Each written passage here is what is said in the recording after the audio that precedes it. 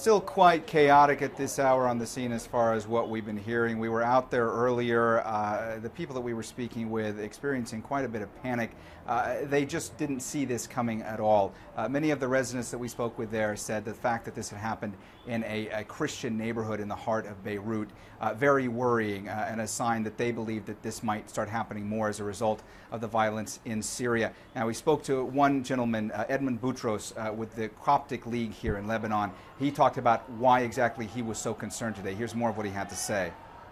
I'm afraid that years ago, like 3-4 years, we had 13 explosions in Lebanon, and I'm afraid that this explosion will not be the first of a dozen other explosions.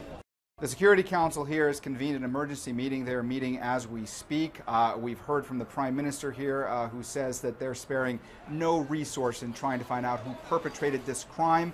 Also saying that the Ministry of Health will spare no resource and that they will take care of hospitalizing anybody who was injured as a result of this blast today. Really a sense of shock. And when we spoke with people out there on the streets today in Ashrafiyeh, a lot of them said that they thought that this could possibly be a return to the dark days, and what they were referring to was 2005, when you had a spate of political assassinations, car bombings, the first of which was Rafiq al-Hariri, the former prime minister of Lebanon. Many people concerned that this could be a harbinger of that to come, and many people very much worried about the fact that this happened in a Christian neighborhood. A lot of the folks that we spoke with said, look, there is a lot of sectarian tension here in Lebanon. There's a lot of tension between the Sunnis and the Shiites, and they believe that the fact that this happened in a Christian neighborhood was meant to possibly stoke even more sectarian tension throughout the country.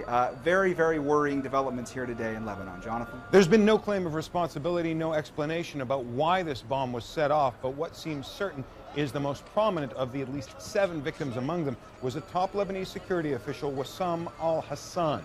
His body was found at the scene and his personal effects were found there. Officials have already said that he was among the victims, and some of the experts we've been speaking to, some of the experts our viewers have been listening to, have said he was the intended target. Why would whoever carried this out have wanted to see him dead? This is somebody who was very closely affiliated with the former Prime Minister Rafiq Hariri, the head of his security, somebody who, as part of the intelligence operation at the internal security forces here, provided evidence to the Hariri tribunal implicating what they say was the involvement of Hezbollah and Syria in the assassination of Rafiq Hariri, even though the Syrians and Hezbollah have always denied those claims.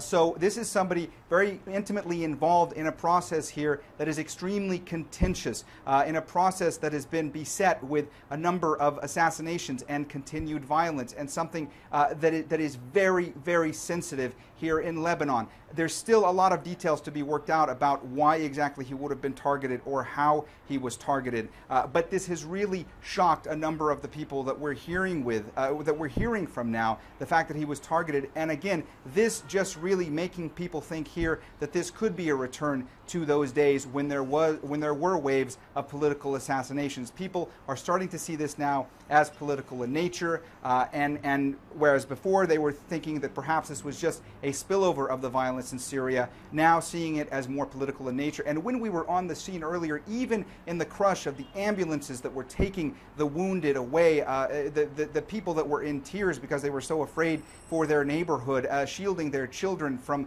the glass that was all over the neighborhood streets we were walking along, they today were fearing that this might turn out to be some type of political assassination. Almost everybody that we spoke with said, have you heard if a political figure was targeted? If somebody with any of the political parties was targeted, that was their worst fear. It seems that their worst fear has been borne out at this hour as to what that might mean in the weeks and days to come.